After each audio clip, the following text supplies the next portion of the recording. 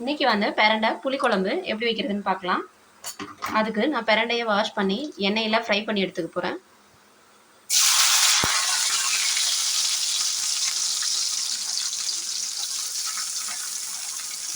நல்லா எல்லா பக்கமும் நல்லா ப்ரௌன் ஆகிற வரைக்கும் இதை நல்லா வறுத்து எடுத்துக்கலாம்.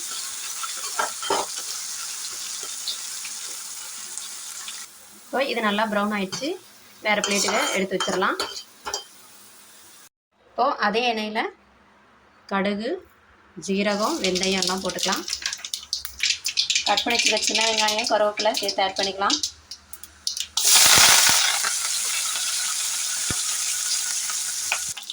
பூண்டு இது நல்லா குட்டி குட்டியாக கட் பண்ணி போட்டு ஆட் பண்ணி நல்லா வதக்கிக்கலாம். இப்போ இது கூடயே எண்ணெயில் வறுத்து வச்சுருக்க பிரண்டையும் சேர்த்து ஆட் பண்ணிக்கலாம். நல்லா மிக்ஸ் பண்ணிக்கோங்க.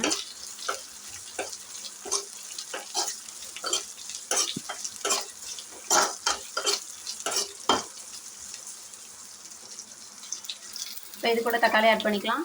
நான் ஒரு சின்ன தக்காளி 2 கட் பண்ணி ஆட் பண்ணிக்கிறேன்.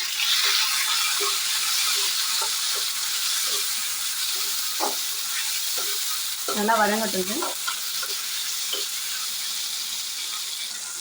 உப்பு கொஞ்சம் ஆட் பண்ணிக்கலாம் இது வதங்கிறதுக்காக. மஞ்சள்தூள் கொஞ்சம் போட்டுக்கலாம்.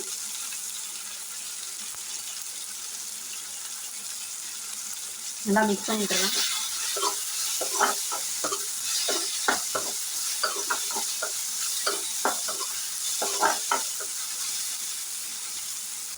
இப்போ புளி கரைசல் ஆட் பண்ணிக்கலாம். நல்லா வதங்கிடுச்சு.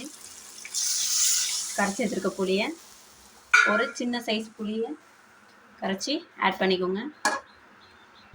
இப்போது இதில் தேவையான மிளகாய் பொடி, சாம்பார் மிளகாத்தூள் ஆட் பண்ணிக்கலாம்.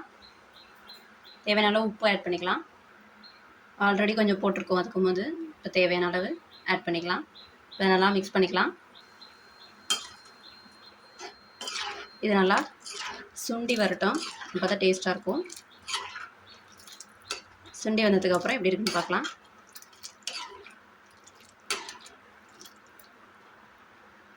அவ்வளோதாங்க, சாம்பார் ரெடி ஆயிடுச்சு. இந்த அளவுக்கு சுண்டி வந்தால் போதும். சூப்பரான டேஸ்டியான பிரண்டை புளிக்குழம்பு தயார். நீங்களும் ட்ரை பண்ணிவிட்டு எப்படி இருக்குன்னு கமெண்ட்டில் சொல்லுங்கள். தேங்க்யூ ஃபார் வாட்சிங் my video. Please subscribe my channel.